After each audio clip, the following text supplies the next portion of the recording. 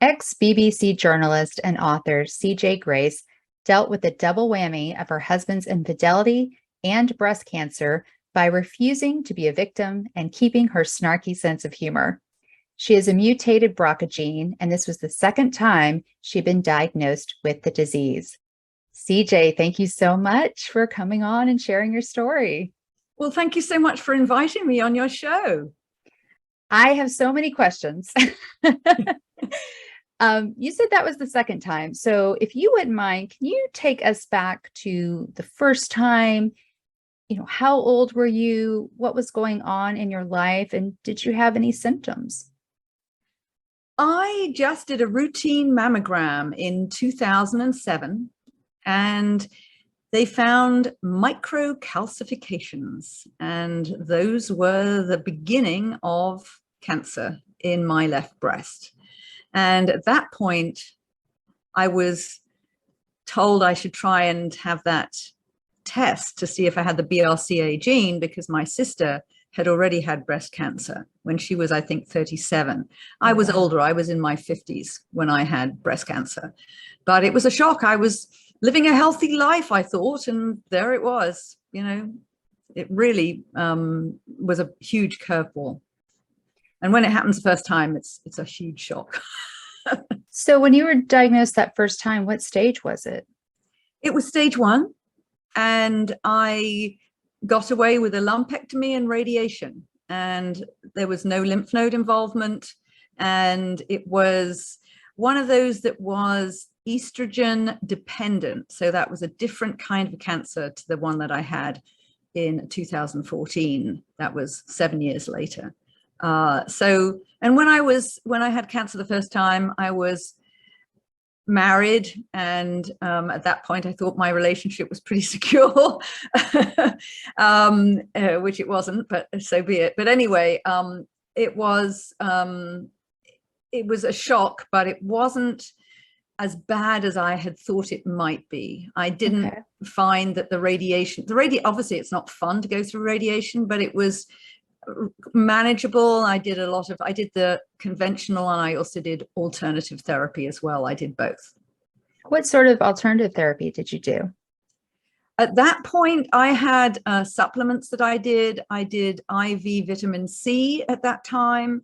I had a resonator machine that was, I think it was very effective, because when they first did the biopsy, they told me that the mass looked like it was 1 centimeter in diameter. And then after having used this resonator machine for maybe 2 or 3 weeks, by the time I had the surgery, the lump was 0.5 centimeter.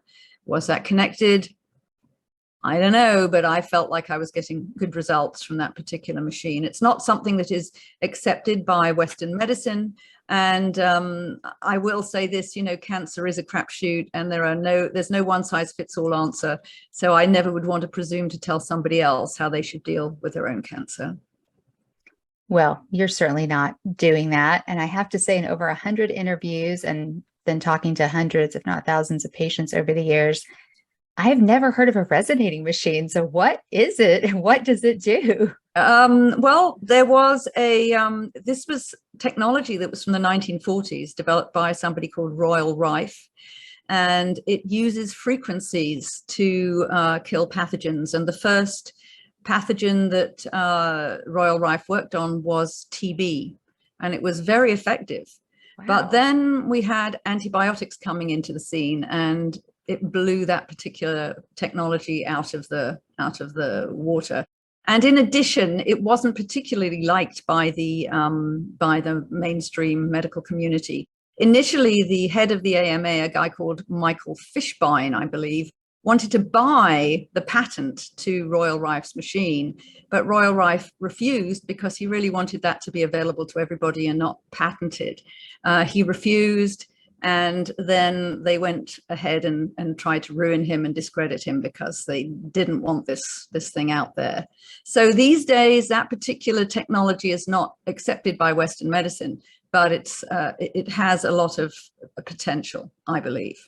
But I used that along with conventional medicine. I would say, you know, it's always a good idea to take the best of everything, not just go one path. That's my view. Yeah, I agree, but that's so fascinating. I had no Yeah, idea. So you get away with, as you said, a lumpectomy. I can't speak this. It's Friday. So you get away with yes, surgery right. and radiation. Hmm. And, but you do know that you have the BRCA gene, correct? Right. And I have regular screening. That's really important. And the BRCA protocol is a mammogram every year, and then offset by 6 months, an MRI every year. So you Oh, get screened interesting. every 6 months if you have the Okay. BRCA gene. Yeah. So did you ever have any concern that you might get breast cancer again? I thought I'd been there, done that. I thought Really? yes, I didn't think Even I with was the going to get, gene? yes, because I changed my diet. I was more healthy. I mean, I did have the stress of having found out my husband was unfaithful in between. That is a major stressor. And I can talk more about the link between breast cancer and infidelity if you wish. But the fact was I had no clue that I was so shocked when I got breast cancer for the second time. I thought I was squeaky clean and super healthy in my lifestyle. Okay, so now take us to that. It's 2014. Did it show up on a mammogram or an ultrasound? And talk about that with the timing of finding out your husband was unfaithful. Yeah, I mean, basically, you know, our 25th wedding anniversary was the best one ever. At that point, I thought our relationship couldn't get any better. We were living in Hawaii. It felt like I was in the land of the gods. And then little did I know that just 2 years later, both my marriage and my health would be in tatters because he was openly carrying on an affair with a woman half his age whom he refused to give up. He actually offered me a part-time wife position. I'd be perfectly happy spending 2 or 3 days a week with her and the rest of the week with you. And I actually thought about it for a while because you don't want your whole world to collapse all in one go. But then, you know, when I got cancer, breast cancer for the second time, and there I was sitting in the chemo clinic having an IV dripping these poisons really into my vein. He was at a resort in Europe with his girlfriend. And, you know, at that point, it was so crystal clear that a part-time wife position would not work. No, that wasn't right for me. So you Okay, know, that we're was going to that. back up. Yes, yes. So you found out about the infidelity before you were diagnosed the second time. Right, right. I have to ask, why didn't you leave? Why didn't I leave at the time? Mhm. Because I first of all, I did leave in the end. We ended up having an unofficial separation once I found out, and it was clear that he was not going to give this lady up. Had he been willing to give the lady up, I think we would have probably ended up staying together because I'm, you know, I come from a sort of stoic British tradition, you know, keep calm and carry on. You know, life is a compromise. Relationships aren't always roses and all of this, but this was way less than roses. Is he British or American? No, he was American. So which was why I ended up in the United States rather than being in England. But I think that it probably was connected, the stress of going through the infidelity, because it's such a major stressor. You have the bereavement aspect because it's the death of a relationship or the death of the relationship as you knew it. And then you have the potential of moving out of your home, which is another stressor, major stressor, moving. And then the third stressor is financial, because if you split up, you always end up with less than you had before. There's no way you can cut your assets in half and have the same amount as you had before. That doesn't happen. So stress does cause disease and illness, and there's been a lot of studies out there that have shown that. And of course, cancer is a major disease that is caused by stress. And it also happens the other way around. A good friend of mine worked for one of the major cancer charities, and she was always seeing marriages collapse around women having breast cancer. And it's very sad because it seems that women are far more likely to be left by their men when they are severely ill than the other way around. I mean, there's a study by Michael Glantz that I quote in my book that showed that men are 12 times more likely to leave a severely ill wife than the other way around. That doesn't surprise me. Yeah, we are natural caregivers, us women. We are. So we'll stick by these sick men, whereas men have a harder time sticking by us when we are sick. We're emotionally stronger. They may be physically stronger, but we are emotionally stronger. We are. Absolutely. We have the caregiver genes, and I think there is a certain amount of, compassion there, the love and compassion, you've signed a vow in sickness and in health, and that's part of the whole deal. And maybe women take that more seriously than some guys. I'm not saying every guy does, bails, but it does seem that it's more likely to happen for the guy to leave than the woman. I have so many questions, but I do want to save them for another time. So tell us about the second diagnosis. Now, were you separated already at that point? I was unofficially separated. Unofficially, okay. But we were still in a lot of contact. But I had just started dating somebody else, and that was lovely, but it was definitely not a relationship that we were close enough yet for me to be able to expect him to be a caregiver. He was very, very supportive, but it was a long distance relationship. And it definitely was not the same as having a loving live-in spouse taking care of you. It was not that. And so you do feel isolation when you are on your own. And I felt that I was revisiting quite a lot of the emotional roller coaster stuff that I had when I first found out about my husband's infidelity. I thought I'd got over it. And then it starts coming back again when you find you have cancer. And I was so shocked because I had changed my diet, exercised, had a very good exercise program and all of this. And then I had cancer again. I just didn't think it would ever happen again. I thought I'd but you can do everything right and still get cancer. Right. Because it's a crapshoot, it can happen to anyone, healthy, not healthy. And then you see people who seem to be living very unhealthy lifestyles and ill health never seems to touch them. So you just don't know. So the second time you were diagnosed, was it because of those every 6 month scans? And what happened then? What stage were you? And what did your treatment look like? So it came, it was found by an MRI the second time around. And I had to have not only, and I was advised to have a mastectomy, have prophylactic bilateral mastectomies, and I did not do that. I have a particular view on that may not be what other people would think. In fact, a lot of my friends and some of my medical people thought I was nuts to turn down bilateral mastectomy. What did you do instead? I had a lumpectomy with radiation, and I had to have chemo because they found a micromat, a tiny piece of cancer in one of the lymph nodes. And that really bummed me out too, because I had a very negative view about chemotherapy. I think everybody does. Yes. But I negotiated with my oncologist. She originally prescribed a cocktail of adriamycin and Taxol. And I did my research, and I asked her to consider giving me carboplatin and Taxol because I had a triple negative tumor, which carboplatin had shown good results for. And carboplatin, although it is a toxic chemical, it's not as bad as adriamycin, the one that they call the red devil. Yes. And I was very glad that I didn't have that. It also creates heart problems, and I had a lot of history of heart problems in my family. So I did not want adriamycin. So my oncologist agreed. She said that might actually be at least as good a protocol. And so I had that for, I think I had 6 sessions over an 18-week period. Okay. And then I had radiation after that.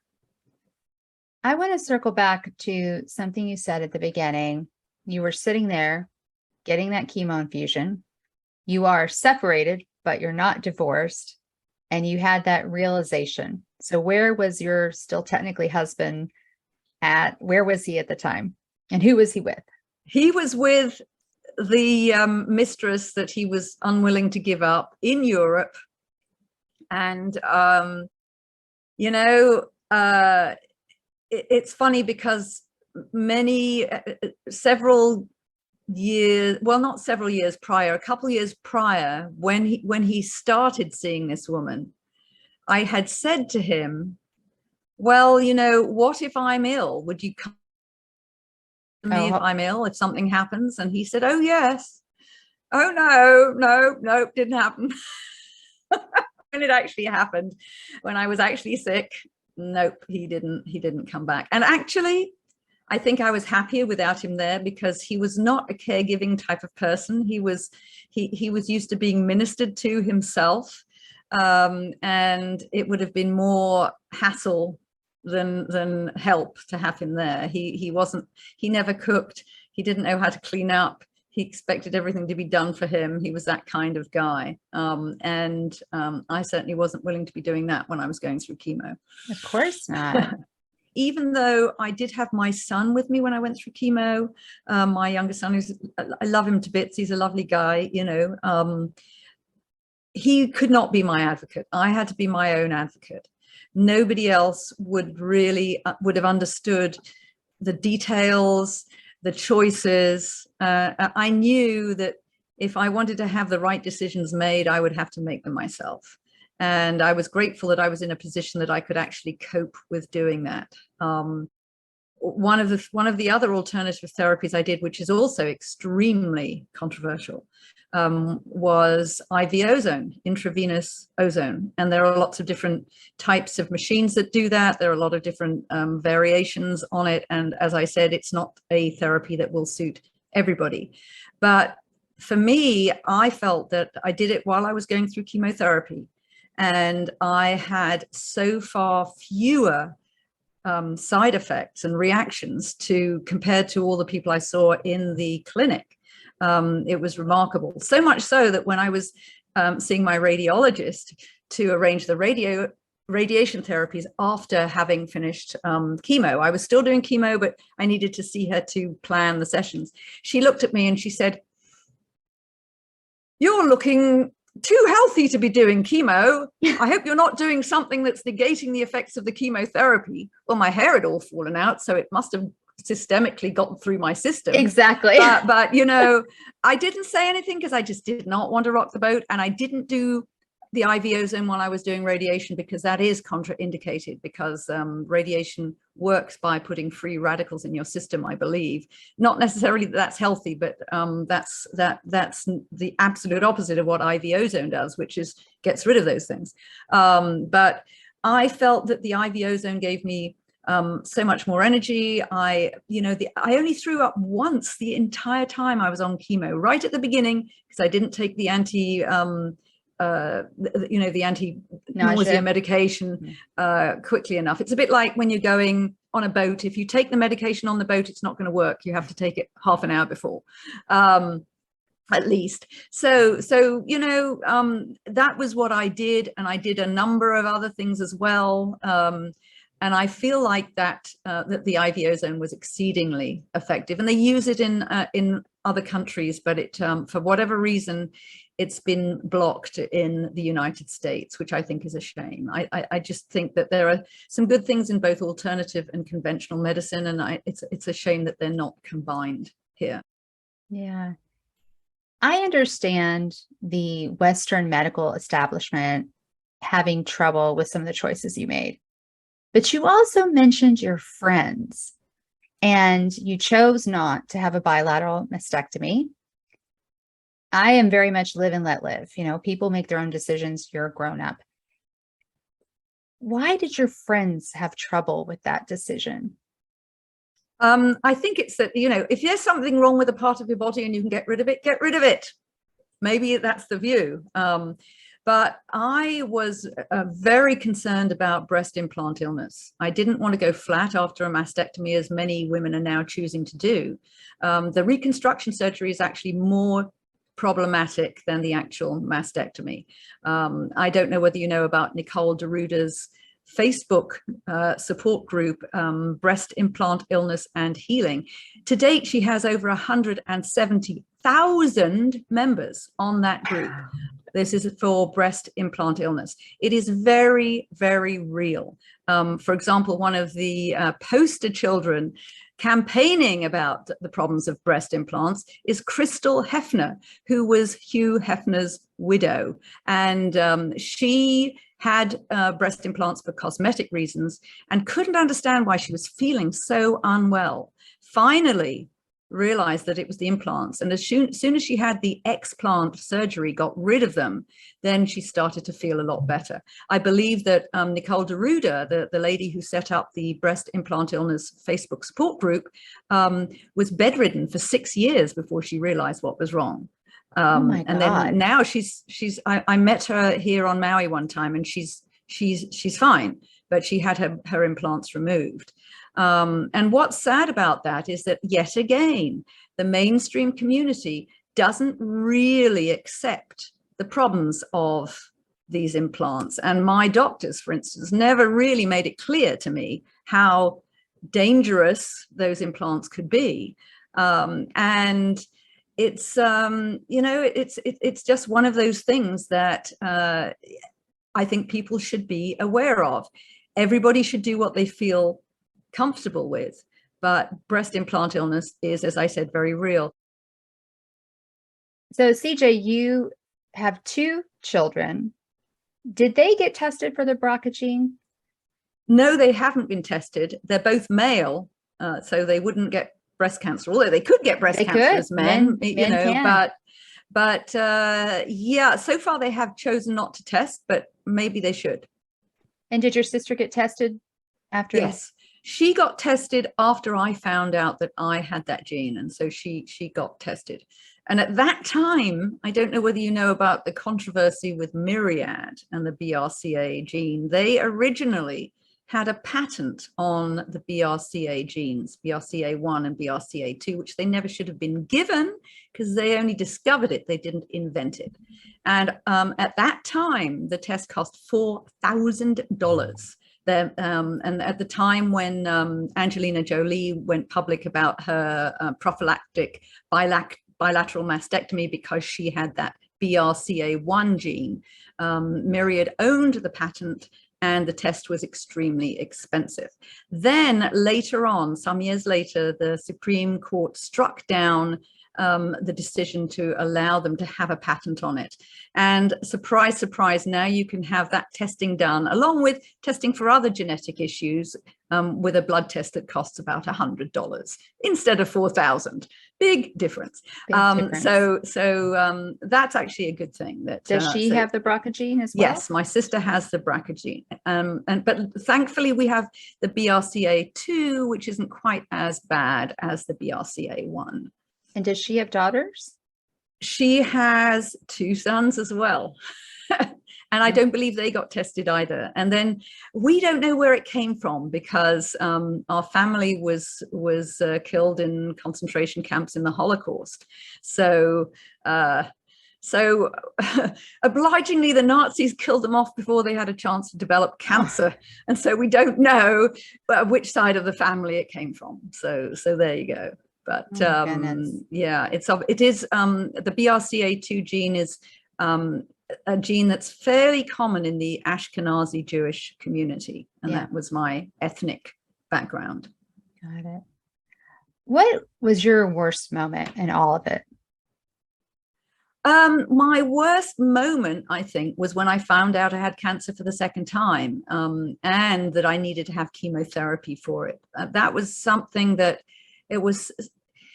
Finding out I had cancer a second time in some ways isn't as scary as the first time because you have an understanding of what it involves. But I thought I knew what it would involve because the first time was fairly simple and I didn't need the chemo. And once that diagnosis came through and it's much more of a life-threatening situation, that is that is tough. And doing it on my own without a supportive partner in tow, that was very, very difficult. I felt like the ground had opened up to swallow me. You know, it was a double whammy, and I was devastated at the time. What was your best moment? The best moment, I think, was finding love again. I had I mean, sadly, our relationship hasn't survived a long separation with COVID, but we had an 8-year beautiful, loving relationship that happened after I was separated from my husband. And once I found out I had breast cancer, and he was lovely, supportive, passionate, and we had some wonderful teenagery times together that I had, you know, never thought that I would ever be able to have. You know, when you've been married for a long time and you're not a spring chicken, it's not like you look like a supermodel, you know, you don't think you're going to have that kind of thing happen. And then to have somebody and he tells you you're beautiful even when you've got no hair, I mean, that's lovely. Where did he live? He lived in London. Yeah, lovely, lovely man, you know. And it's funny because my ex-husband happened to see me without my hair when he came. He had some reason to be in the same area I was in once we were already separated, and I was going through chemo at the time. And he sort of jokingly remarked that I looked like a 700-year-old vampire, which, you know, I mean, I could see he was making a joke, but, you know, it would have been crushing if I hadn't already had this wonderful new boyfriend telling me that he still thought I was beautiful with no hair. Yeah. Actually, I wasn't. I didn't look like Joan London, I'm afraid. But, you know, I hate to say it, but I don't think anyone looks better bald than they do without, you know, with their hair. I have to say, though, your sister on the cover of that book, she's gorgeous. She looks gorgeous. She was beautiful. What is one thing you wish you had known at the beginning? And you decided the first time or the second time. What's one thing you wish you'd known? Well, you know, to be honest, I don't have any regrets about it, because what the choices I made have led me to where. Though. It's not a regret. Well, you know, it's something you wish you had known. Perhaps it would have made things easier, or, you know, what's I'm wondering if I had done more of the alternative therapy on top of everything else, whether I would have even had the second instance. You know, you tend to think that if after the 2007 cancer, I did some alternative therapy, I had my, you know, lumpectomy and radiation and all of that, and then you start getting lazy about those kinds of things and just living a normal life. And maybe if I had continued with you know, more use of the resonator machine, every so often having IV ozone, all of that kind of stuff, on top of eating healthily and exercising, who knows, maybe I would have found that I wouldn't have got this second cancer. But you just don't know, because I also couldn't have undone the stress. If I, you know, the stress of the breakup of my relationship was, I think, a major factor. And I couldn't really, you know, it's not like that, you know, the Mike Myers, Austin Powers movie where you could rewind the fembot.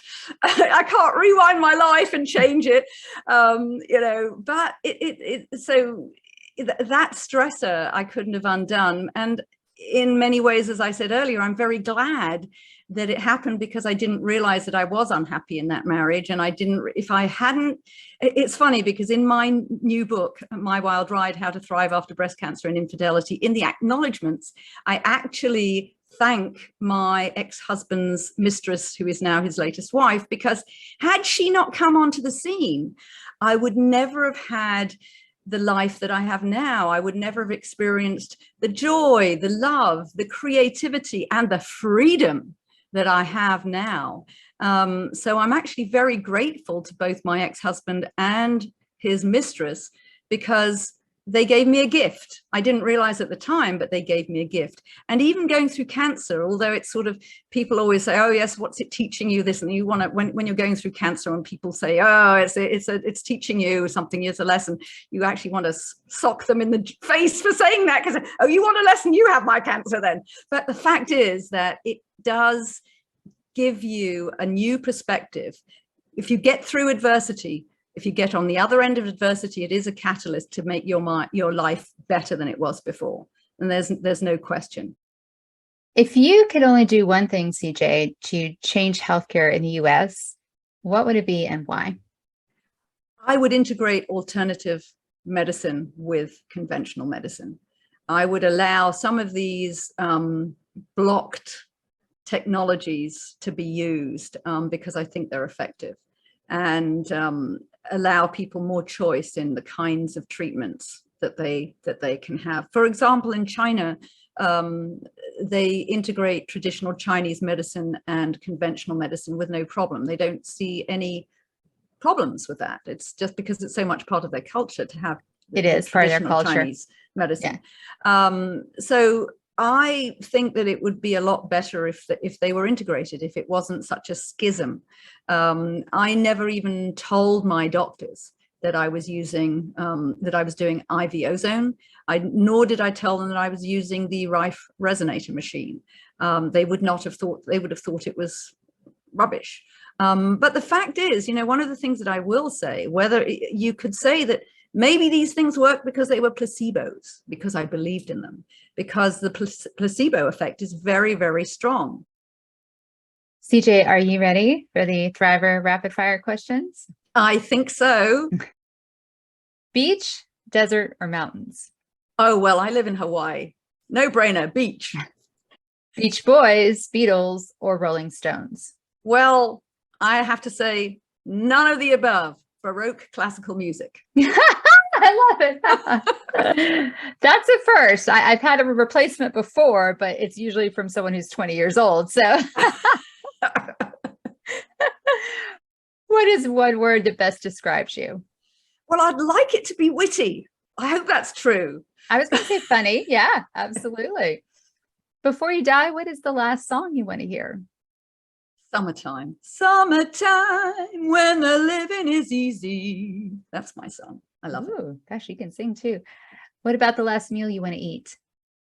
Well, I'm not a vegan or a vegetarian. It would have to be grass-fed tenderloin or filet mignon with salad, and then I would have one of those wonderful princess cakes with marzipan and fresh strawberries, and finally some really good European dark chocolate. And what about the last person or people you want to see? Well, it would be my two sons, and I'm glad you said people, because if you said person, I said, oh, which one do I choose? I changed it to people because other people got mad at me when I said person. I was like, okay, I'll just say people. No, I don't have to choose between my sons. That's too difficult. And what about the last words you will speak? Well, it's probably going to be.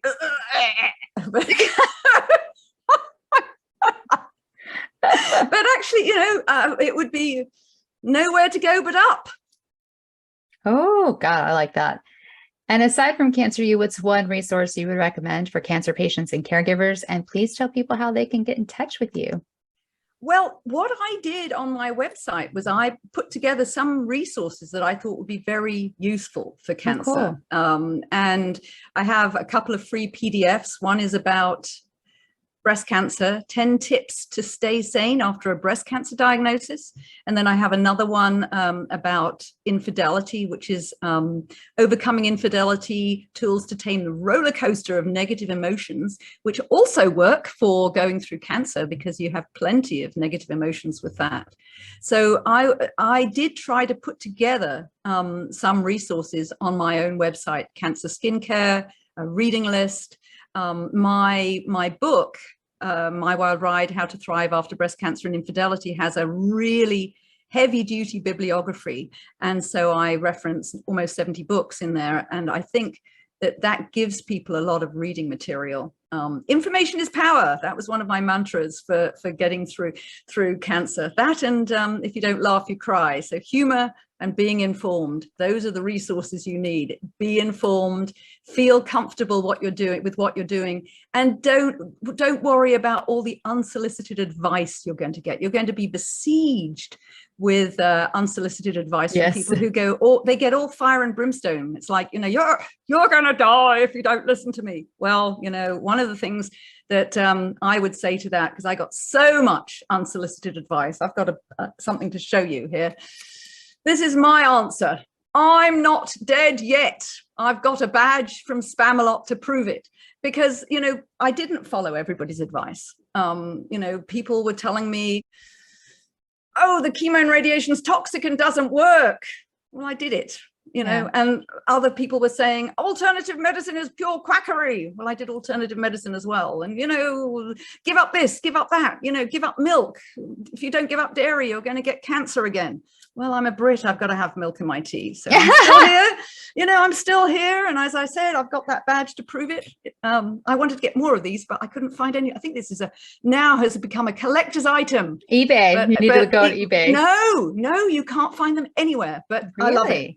I'm a Monty Python addict. And so what I would say is ignore all that unsolicited advice. Go with your gut. Do what feels right to you, and you'll be fine. And for people listening, shout out for your website. Would you tell everyone your website? My website is, I'll have to say it in British and in American, because sometimes people misunderstand it both ways. cjauthor.com, as in somebody who writes a book, not the author as in round table. cjauthor.com, or in American, cjauthor.com. So there you go. Okay, we'll make sure we put that in the workshop in the show notes. CJ, thank you so much for coming on and sharing your story. Thank you. It's been a blast.